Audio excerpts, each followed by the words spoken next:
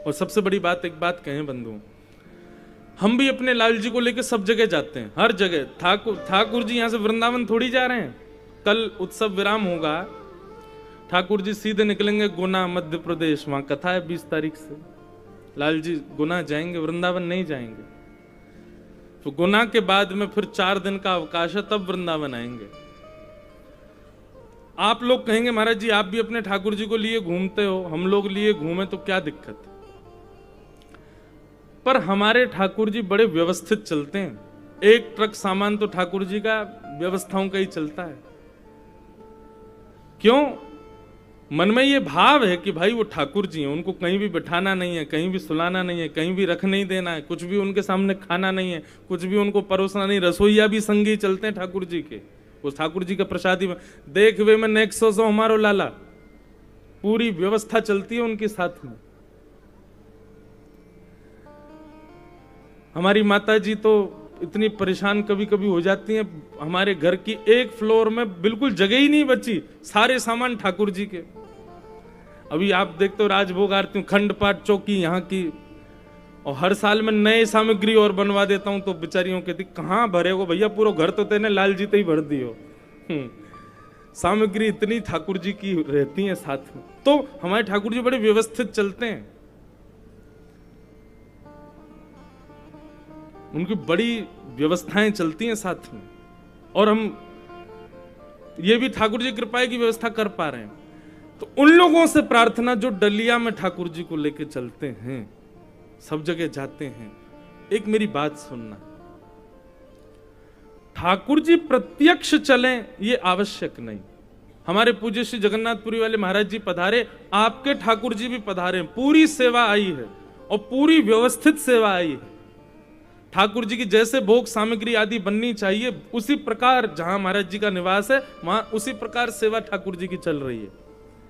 लेकिन जो अपने लड्डू गोपाल आदि को कहीं भी लिए जाते हैं, उनसे थोड़ी प्रार्थना कि ठाकुर जी हमारे हैं, प्रयास करो कि श्रृंगार करके ठाकुर जी को सिंहासन पर विराजमान करके नेत्रों में भर के फिर उनको चित्त में विराजमान कर लो। हे लाल जी, अब हम दर्शन के लिए जा रहे हैं, अब हम नदी स्नान के लिए जा रहे हैं, अब हम कथा सुनने के लिए जा रहे हैं, या हम बाहर मार्केट में घूमने जा रहे हैं, कुछ शॉपिंग करने जा रहे हैं, आप अकेले नहीं हो यहाँ पे। ऐसा भाव नहीं करो कि ठाकुर जी अकेले कक्ष में तो हम छोड़ के कैसे जाएं।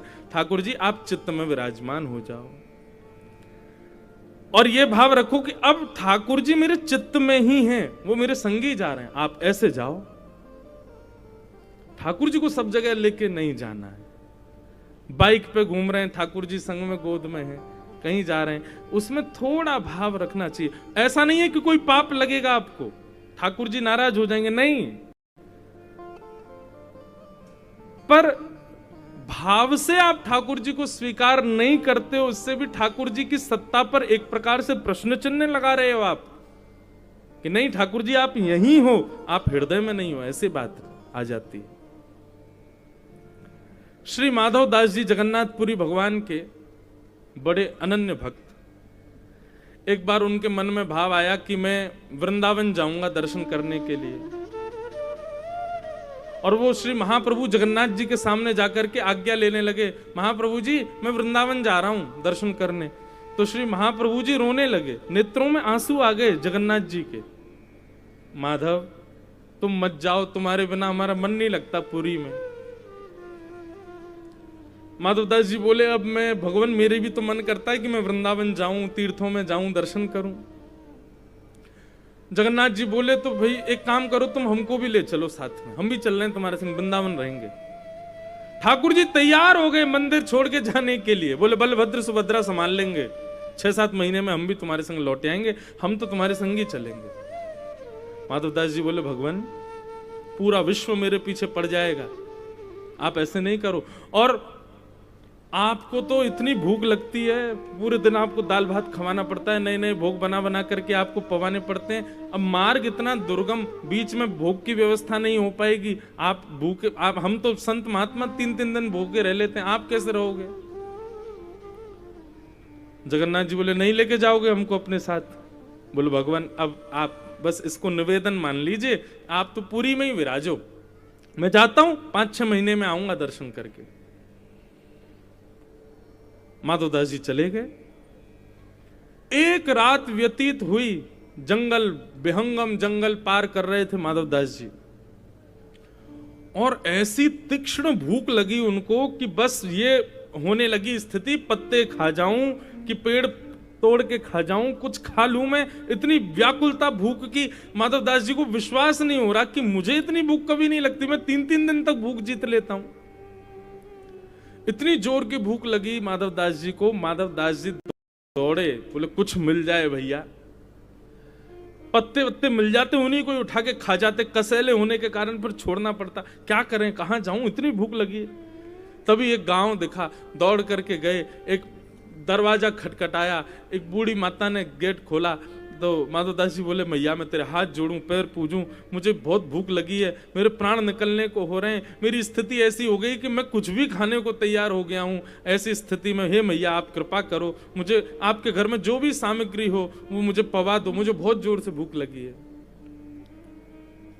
माता जी ने माधवदास जी को बुलाया, सुंदर थाली लगाई। माधवदास जी तो थाली देखते ही महाराज प्रणाम करके तुरंत लगे पाने। माता जी आकर के बोली, बाबा ने एक धीरे पा लियो, इतनी जल्दी जल्दी मत पाओ। और कैसे निष्ठुर बाबा, अकेले अकेले पा रहे हो, इस संग में छोटा सा बालक तुम्हारे बैठा, कैसे देख रहा थाली की ओर, इसको क्यों नहीं खिला रहे हो? माधवदास जी बोले, कोई बालक नहीं है हमारे साथ। अरे झूठ और बोल रहे हो, ये बगल में पता नहीं किस माता का बालक चोरी करके लाए हो। बाबा रुक जा, सवेरे पूरे गांव में हल्ला मचाऊंगी, तुम एक बालक चोरी करके घूम रहे हो। माधवदास जी बोले, कहां है बालक, कौन है? बोले, ये बगल में बैठा तो है तुम्हारे। माधवदास जी ने अपनी भाव दृष्टि से देखा तो मंद मंद जगन्नाथ जी मुस्कुरा रहे थे। बोले, हम संगी हैं आपके, हम पुरी में नहीं, हम संग आए हैं। और माधव ये भूख आपको नहीं लग रही है, हमको लग रही है। माधवदास जी बोले, तभी तो मैं कहूं कि ऐसे लग रहा है कि मानो जैसे पेट में ज्वाला जल रही हो। आ गए साथ में। अब पुरी में? बोले, पुरी में हमारा विग्रह विराज रहा है, हम तो भाव से तुम्हारे साथ वृंदावन चल रहे हैं। अब बताओ, माधवदास जी को प्रत्यक्ष ठाकुर जी लाने की आवश्यकता थी? नहीं, ठाकुर जी भाव से गए उनके साथ। अब तो माधवदास जी की स्थिति हो गई, 6 महीना में तो वृंदावन पहुंचे। क्यों? हर 1 घंटा में भूख लग गया है उनको। माधवदास जी अपने पेट पे हाथ रखे, हे जगन्नाथ जी ने डट जाओ, 1-2 दिन तो ने चलन दो मुझको। जैसे तैसे वृंदावन पहुंचे। इतनी भूख लगने लगी उनको कि ठाकुर जी संग जा रहे हैं। वृंदावन आते ही महाराज यमुना जी को प्रणाम किया, ब्रजरज को प्रणाम किया, वृक्षों को प्रणाम किया, ब्रजवासियों को प्रणाम किया। जैसे ही यमुना तट पर जाकर के बैठे, भूख लगी आई बहुत जोर की, तो किसी ब्रजवासी ने उनको चने दे दिए थे। माधवदास जी ने वही चने पा लिए। तो ठाकुर जी अब ठीक है, भरगो पेट आपको। माधवदास जी बोले, चलो अब ठाकुर जी के दर्शन करें। श्री बांके बिहारी लाल जी का दर्शन करने के लिए माधवदास जी गए। उस समय बिहारी जी निधिवन में विराजमान रहते थे, निधिवन में विराजते थे। अभी तो ठाकुर जी मंदिर में विराजते हैं। ये तब की बात जब स्वामी हरदास जी सेवा करते थे, ठाकुर जी निधिवन राज में विराजते थे।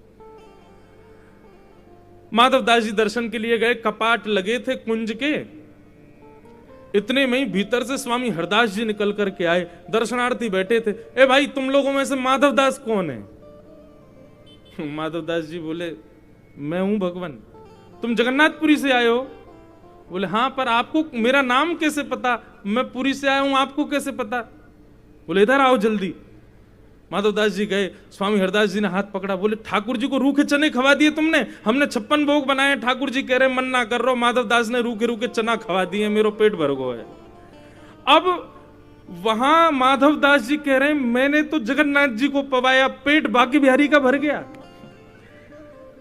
बोले, जैसे फोन के नए नए स्थानों पर जाकर के वहां के नेटवर्क पकड़ लेता है, ऐसे ठाकुर जी कि तुमने पुरी से यहां आए तो बिहारी जी ने तुम्हारा नेटवर्क पकड़ लिया। अब तुम जो पाओगे बिहारी जी का पेट भरेगा। यह है भाव की सेवा। ऐसे तो भैया आवश्यकता नहीं, या तो पूर्ण व्यवस्था करके चलो ठाकुर जी की। ऐसे व्यवस्थित होके चलो जैसे अपनी व्यवस्थाओं को देख के चलते हो। हमारे भोजन सामग्री हम कहाँ खा लेंगे, कौन से रेस्टोरेंट पर खा लेंगे, कौन से होटल पर खा, ठाकुर जी थोड़ी खाएंगे सब जगह। इसलिए कहीं भी मार्ग पर जाओ व्यवस्था करके चलो ठाकुर जी की। मैं तो बताता हूं कथा में, हमारे लाल जी की झांपी जी हैं जिसमें ठाकुर जी जाते हैं सफर में, वहां झांपी जी में तो मैं करीब 5-10 हजार रुपए ठाकुर जी की झांपी जी में रखे रहते हैं। और जैसी फ्लाइट में बैठते हैं, लंबी फ्लाइट हो तो ठाकुर जी से निवेदन कर देते हैं, लाल जी अब तो कुछ मिलने वाला है नहीं आपको। जैसे हवाई जहाज आकाश में पहुंचे, आपकी तो सब जगह गोपांगनाएं हैं, आपको खूब सारो धन दे दियो, कहीं भी गोपी को कछु दे के कछु खरीद के खा लियो, पेट भर लियो अपनो। अब इतने घंटा बाद भोजन मिलेगा, यूं मत कहियो कि याने मुंह को भूखो मार दियो, मैंने सब व्यवस्था आपको दे दी है, आप पाते चलिए रास्ता में। तो भैया सेवा में भाव की आवश्यकता है। अर्चन भक्ति केवल अर्चना में साधन और सामग्री विशेष चाहिए ऐसा नहीं। कथा श्रवण भक्ति होगी तो सामग्री नहीं भी होगी ना तो भी ठाकुर जी स्वीकार करेंगे। जब श्रीनाथ जी